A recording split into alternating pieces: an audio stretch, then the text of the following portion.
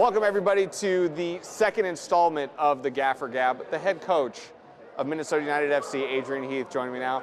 It's been a while since we had a last chance at a talk, so finally we get a chance to do this again. Well, we've been busy. Yeah, well, I'm aware of that. Yes, yeah, I'm trying. I appreciate you fitting us into your schedule. I know you have a very, very busy schedule. Well, a lot has happened since we last spoke. Yeah. But the first thing I want to talk about a month ago, we saw the World Cup draw. England and the United States are in the same group going to Qatar. Your thoughts when you saw the draw? I think it was one of them quietly we all wished it could happen. Right. You know, because I actually think it's a great draw for both nations. Sure. I think that they've both got a real legitimate chance of going through.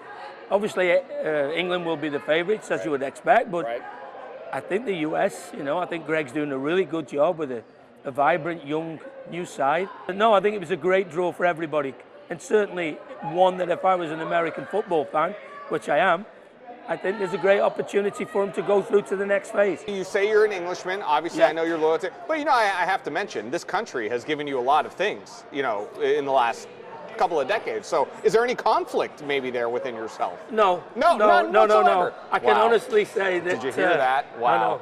I can honestly say that, I have a lot of time for Greg Berhalter. Yeah. He's somebody I've got to know well since I've been in America. I think he was very brave to do what he did. Early on he set his stall out. I'm going to with a young group. And with that comes some teething problems, which he had in the beginning, but I think he's done a terrific job. I have a lot of confidence in this group that the US are putting together. And no, I think it's going to be a great World Cup. Obviously, the next one's going to be here after that, so we're all looking forward to it. But I think it's exciting times ahead for the US national team. When you look at your club in particular, you're off to a 4-2-2 start. You came out strong out of the gate. It was a little bit of a lull for a second, but now you're on the back upswing. You mentioned to me a moment ago that you're not exactly where you had hoped to be to start the season. Why is that? Well, I always work on, if you're going to be towards the top of the table, you've got an average 2 points a game. So we're a little bit behind on that full. But more importantly, Pierre, I always look on what we know we're capable of.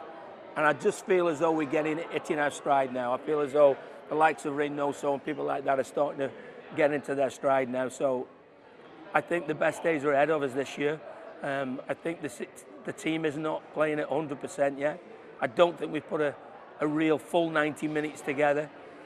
But I'm seeing it daily now in training. I feel as though we're getting to where we want to be. You mentioned Reynoso. How do you feel he has played so far this season? There have been times on the field where I do a double take and say, what did he just do?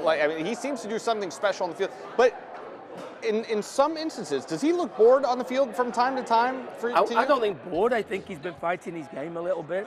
I think by his own standards, he's been a little bit inconsistent. But I feel as though he's just getting there now. I don't think it's a coincidence that the last couple of games that we've won, he's suddenly looking like the Reynoso of old. And as I say to Ray all the time, if he could score goals and make goals consistently, as we know he can, the sky's the limit. He's an MVP type player. He has the talent to be the best player in the MLS. Your back line from before the season even started, it feels like it's been a little bit snake bitten. The latest is Hassani, which is really unfortunate with how well he has done for you guys. How tough was that to see for Hassani go down for the season? Well, devastating for everybody, but no more so than the boy. It's a big year for him. I know he's still not giving up and maybe trying to force his way into the national team for the World Cup, as they all should do. But no, he's a strong boy, mentally strong as well. He'll come through it, but it's a huge blow for everybody. There was some news after the last time we spoke, and the news revolves around Chase and entering the substance abuse program. Have you spoken to Chase? How is he doing? He's great. He's back in with the group. Is he? He's obviously, I think it's really brave of people to make that decision to go and seek help. Everybody's got that bit of bravado about themselves, so he realised he got a few issues that he needed to sort out, and good for him. He entered the program, and he's come back like his old self. You can tell, like a weight's been lifted off his shoulders. Looks a lot happier in himself. Obviously, we're really hard because he come back in really good shape. We gave him a couple of programs to go with, and said to him, if you get time, try and maintain your fitness, which he's done. And so now he's got to fight to get his place back, because Kim Lawrence has come in and done really well. So we've been looking for competition at the left back spot, and we finally got it.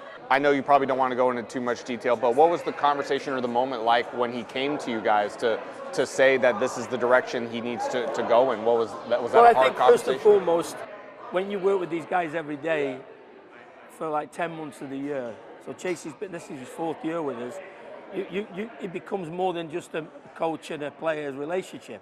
You know, you have a personal relationship with these guys. And I know Chase really well. So for him to get himself to the stage where he has to go and say, I need some professional help with 1 or 2 of the issues I've got at this moment in time, then the football goes out the window and you think then about the kid. Because that's what he is to me. He's a young kid who's making his way in the game. So we just wanted him to be better and for him to feel as though he was in the right spot. And fortunately, you know, the MLS have got a really good program. He spent, I think, 30-odd days away from us, and he feels in a good place at this moment in time. Do you have a timeline for when he might be back in a match, or is it just... Well, he's available now. He's available now, so we'll have to pick the right moment. He played in the second team last week, so that was good. And we'll just build his fitness up gradually over the next couple of weeks, and then I think he would be available to play. We decided to reach out to all the Minnesota United fans out there, and we decided to take a question from one of the fans. Actually, I think it's a pretty good question. This question comes from Unicorn4711 on Reddit. He asks, Minnesota United FC2 started play this year. What do you see as the optimal relationship between the second squad, the first squad, and their development? Good question. And I don't see it as a first and second team. I see it as an extension of our first team, that we have another opportunity for players to get games. You know, we can move these players up and down. We can take first team players and put them in the second team to give them minutes, like we did with Chase last week. We can also pull players up to play in the first team. I just think it's a great opportunity for the younger guys. You know, as I've said this, one of the frustrations that I've had since I've been the coach here is I felt sorry for the guys who are probably just on the 18 or just out of the 18, because there's been nowhere for them to play. Now there's a perfect opportunity. You know, they've done really well the last couple of games, and some of the younger guys now, it's given us an opportunity to see them in competitive games. So no, it's a great addition to our club, and one that will help everybody. I think I see a foosball table in the back. Would you be up for a game? I'm up for any sport. Let's do it. It's game time with the Gaffer here on episode 2 of the Gaffer Gab. Ready? All right, here we go. There you go. Wow, that was really fast. That's cool. That was really fast. That's cool time. Oh my goodness. Oh, here we go. Oh my goodness. Hey, is that 4-1? Who's at net? Yeah. That's what I said. See, you can't have too many good goalkeepers. I'm mounting a comeback. I think that's game. Is that game? Pierre wasn't kidding when he said he hasn't played for a while. No, the foosball game did not go in my favor because I thought I was going to, quite honestly, I thought I was going to run up and down the field here with you. Yeah. But what went wrong from your perspective? As a coach, what did I do wrong over here? Well, you weren't very good. Well, that is a problem, yes. Yeah, your goalkeeper wasn't very good. Well, your back four wasn't very good. I had 3 of them in net. And your midfielder thought you were slow and you didn't have much up front. But apart from that, I thought you were pretty good.